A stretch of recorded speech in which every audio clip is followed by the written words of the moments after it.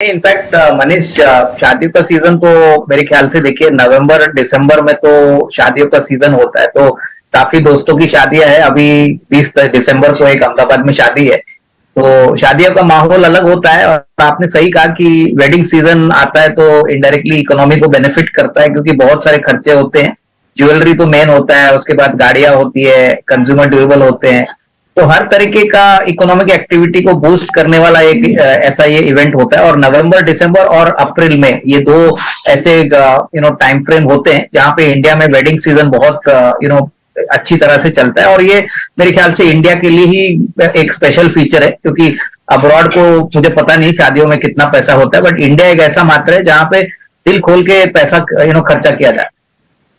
मनीष, दो शेयर है। एक तो जो रिसेंटली लिस्टेड हो गया था सेंको गोल्ड, हमको लग रहा है कि देखिए वैसे तो टाइटन मार्केट लीडर है, लेकिन सेंको गोल्ड का जो नेटवर्क है ईस्ट इंडिया में बहुत शानदार है। कंपनी ने पहले 6 मंथ्स के लिए भी बहुत मजबूत नंबर दिखाए। और नॉर्मली जो सेकंड हाफ होता है अक्टूबर टू मार्च, यहाँ पे फेस्टिव सीजन होता है, तो second half normally first half से काफी बेहतर होता है। तो मेरे ख्याल से देखिए नंबर्स तो ऑलरेडी फर्स्ट हाफ में टॉप लाइन करीबन 20-25% बढ़ा है, प्रॉफिटेबिलिटी भी बहुत अच्छी बढ़ी है। कंपनी मैनेजमेंट का भी मानना है कि डिमांड बहुत तेजी से बढ़ रही है, मार्जिन में भी अच्छा इसका इंप्रूवमेंट देखने को मिलेगा। तो हमारा मानना है कि 8 से 12 महीने की अवधि अगर कोई करंट प्राइस से भी खरीदता है, करंट प्राइस करीबन 727 है, तो करीबन 870-875 का टारगेट प्राइस आप मान के चलिए, क्योंकि जो फेस्टिव सीजन है वो मुझे लगता है कि अगले साल भी चलेगा, तो उसका बेनिफिट भी कंपनी को मिलना चाहिए। और दूसरा शेयर मनीष, जो थोड़ा सा इंडियन पॉपुलेशन के ऊपर बेस नहीं है, लेकिन जो यूएस मार्केट में काफी अच्छी तरह से चलता है, लेकिन जो इंडियन कंपनी है वो बेनिफिट करेगी, उसका नाम है गोल्डियम इंटरनेशनल। ये मैं आपके निवेशकों को इसलिए कहना चाहूंगा, सारे 18 स्वदेश के, क्योंकि वैल्यूएशन इस कंपनी के बहुत ही बेहतरीन है। बड़े निवेशक जैसे रमेश डमानी जी अभी भी इस कंपनी में स्टेक रखते हैं, और ये इनका काफी पुराना इन्वेस्टमेंट है। सबसे बड़ी बात, ये कंपनी बिल्कुल कर्जा मुक्त है, करीबन 250 करोड़ की कैश है, और ये लैब ग्रोन डायमंड्स बनाते हैं, जो बेसिकली आर्टिफिशियल तरीके से डायमंड्स बनाए जाते हैं।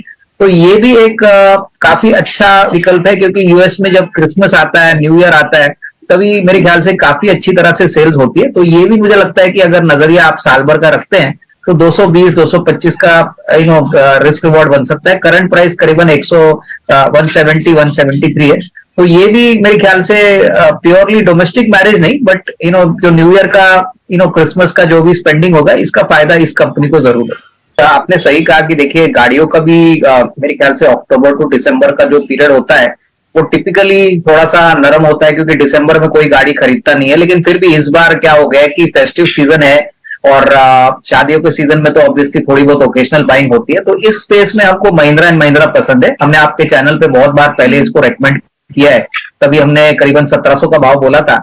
अभी हमको लग रहा है कि जिस प्रकार का वॉल्यूम पिकअप देखने को मिल रहा है, और अगले साल के जो जनवरी में प्राइस इंक्रीज के साथ नए लॉन्चेज एक्सपेक्टेड है, तो करीबन 1825 का एक टारगेट प्राइस लेके हम अभी भी क्लाइंटों को ये रेकमेंड कर रहे हैं। हमारा मानना है कि देखिए महिंद्रा बहुत वेल पोजिशन्ड है प्रीमियम कार्स में। ऑलरेडी 1.5-2 साल की वेटिंग उनके बड़े मॉडल्स XUV 500, उसके बाद थार, ऐसे मॉडल जो अभी वो बना रहे हैं, वो डेफिनेटली 1.5-2 साल का वेटिंग है। और कस्टमर ऐसे गाड़ियों के लिए वेट करने की भी चेष्टा रखते हैं, क्योंकि नॉर्मली क्या होता है कि गाड़ी जल्दी नहीं मिलती तो कैंसिलेशन होती है, लेकिन महिंद्रा के केस में ये कैंसिलेशन बहुत कम हो चुकी है।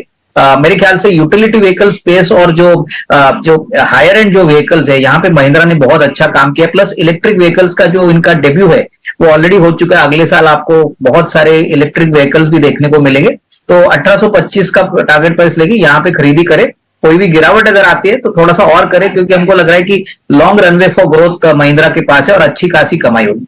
मनीष, टेक्सटाइल स्पेस में हमको एक ऐसी कंपनी पसंद है जो होम टेक्सटाइल मार्केट में बहुत बड़ी है, और यूएस मार्केट में इनका काफी बड़ा कारोबार है। कंपनी का नाम है इंडो काउंट इंडस्ट्रीज। इनफैक्ट मैं देख रहा था इसके सेकंड क्वार्टर के जो नंबर आ गए सितंबर के, बहुत ही तगड़े नंबर आ गए। इनफैक्ट मार्जिन गाइडेंस भी मैनेजमेंट ने 16 से 18% बढ़ाया। वॉल्यूम ग्रोथ भी इन्होंने करीबन 10 से 15% बढ़ाया। और मुझे लग रहा है कि सबसे बड़ा एडवांटेज है कि यूएस में अभी होम टेक्सटाइल मार्केट वापस स्टेबलाइज हो गया, काफी बड़ा मार्केट है। और सबसे बड़ी बात, कॉटन यार्न के जो कीमतें थे, कॉटन की कीमतें थे, वो थोड़ी सी कम हो गई। तो इनके लिए रॉ मेटेरियल का जो एक्सपेंस है, थोड़ा सा खर्चा है, वो रीजनेबल ही नीचे आएगा, तो इससे भी मार्जिन में बढ़ोतरी होगी। करीबन हमको लग रहा है 360-365 का अगर टारगेट प्राइस अगर हम ले तो अच्छा रिस्क रिवॉर्ड आपको मिलेगा। अच्छी कंपनी है। और सबसे बड़ी बात, इन्होंने जीएचसीएल के भी टेक्सटाइल यूनिट ली है, तो इसका भी इंटीग्रेशन हो रहा है, तो इससे भी इनको काफी फायदा होगा। तो मेरे ख्याल से साल भर के नजरिए के लिए यहाँ पे डेफिनेटली एक अच्छा रिस्क रिवॉर्ड बन सकता है। स्टॉक करीबन 305 306 चल रहा है, तो 360 को लेके यहाँ पे खरीदी करो। बिल्कुल मनीष, देखिए होटल्स में अभी ऑक्यूपेंसी लेवल रिकॉर्ड लेवल पे चल रही है। अक्टूबर टू दिसंबर तो वैसे भी सीजन होता है इन होटल्स के लिए। लेकिन जो कंपनी मुझे पसंद है वो बेसिकली महिंद्रा ग्रुप की कंपनी है, और कंपनी का नाम है महिंद्रा हॉलिडे रिसोर्ट। देखिए ये कंपनी के पास 50 रिसोर्ट्स के ऊपर है, और ये बेसिकली वेकेशन शेयरिंग प्रोग्राम्स में मार्केट लीडर है। सबसे बड़ी बात, ओवर द इयर्स हमने देखा है कि देखिए जो ट्रेंड्स अभी इंडियन पॉपुलेशन में हो गए, पहले साल में एक बार हॉलिडे हुआ करता था, 2 साल के बाद हॉलिडे होता था, लेकिन अभी इस समय में आप किसी भी वर्किंग कपल को पूछ लीजिए, कोई भी बंदे को पूछे, तो वो साल में कम से कम 2 बार हॉलिडे करता है। और महिंद्रा हॉलिडेज में मुझे लग रहा है कि सबसे अच्छी बात क्या है कि बिल्कुल कर्जा मुक्त कंपनी है, करीबन 800 करोड़ की कैश है, और बहुत ही प्रीमियम लोकेशन पे इन्होंने रिसोर्ट्स बनाए। तो डेफिनेटली मार्केट अपॉर्चुनिटी बढ़ी है। करीबन अगर एक साल का नजरिया ले तो मुझे लगता है कि काफी अच्छी ग्रोथ आपको थर्ड क्वार्टर में और फोर्थ क्वार्टर में देखने को मिलेगी, और नए रिसोर्ट्स कंटिन्यूसली आ रहे हैं। तो यहाँ पे 475 का टारगेट प्राइस लेके साल भर का नजरिए के लिए यहाँ पे खरीदी कर सकते हैं। देखिए टूर्स एंड ट्रैवल्स में मुझे लगता है कि जो ऑनलाइन ट्रैवल एग्रीगेटर जो कंपनियां है, जहाँ पे आजकल ऑनलाइन बुकिंग ही होती है। एक जमाना था जब हम फिजिकल टिकट बुक किया करते थे, लेकिन अभी सारा जो पॉपुलेशन है डिजिटल हो गया है। तो ऑनलाइन ट्रैवल एग्रीगेटर स्पेस में ईज माई प्लानिंग जो कंपनी है, मुझे लगता है कि काफी अच्छे वैल्यूएशन पे आई है। देखिए इस कंपनी की सबसे बड़ी खासियत है कि अगेन एसेट लाइट मॉडल है, प्लेटफॉर्म बिजनेस है। सबसे बड़ी बात, काफी वेल रिकॉग्नाइज्ड है, जैसे कि मेक माई ट्रिप मार्केट लीडर है, लेकिन ईज माई प्लानिंग भी बहुत वेल नोन है। इनके काफी नॉट ओनली टूर्स लेकिन होटल्स के भी काफी अच्छे अरेंजमेंट्स होते हैं। तो मुझे लग रहा है कि 45-46 रुपए का टारगेट प्राइस से यहाँ पे भी एक साल का नजरिया आप कर सकते हो। डेफिनेटली मुझे लगता है कि जिस प्रकार का ट्रैक्शन आपको होटल सेक्टर में दिख रहा है, उसका benefit obviously online travel aggregator players जैसे ईज माई प्लानिंग में भी देखने को मिलेगा। तो ये डेफिनेटली खरीदने लायक है। यहाँ पे टारगेट प्राइस 46, करीबन एक साल का नजरिया। देखिए मुझे भी इंडिगो पसंद है, लेकिन मेरा टारगेट प्राइस करीबन 3300 रुपीज है। मुझे लगता है कि देखिए जैसे मेरे को पैनलिस्ट ने कहा कि ये मार्केट लीडर है, 50% से ज्यादा मार्केट शेयर है।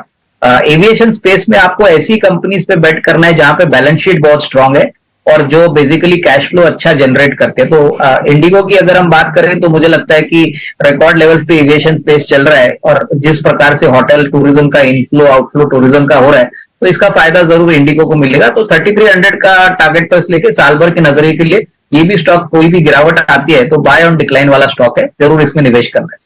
इनफैक्ट मुझे इस स्पेस में जियो फाइनेंशियल काफी पसंद है। अभी तो शेयर थोड़ा भाग चुका है, 248 247 है।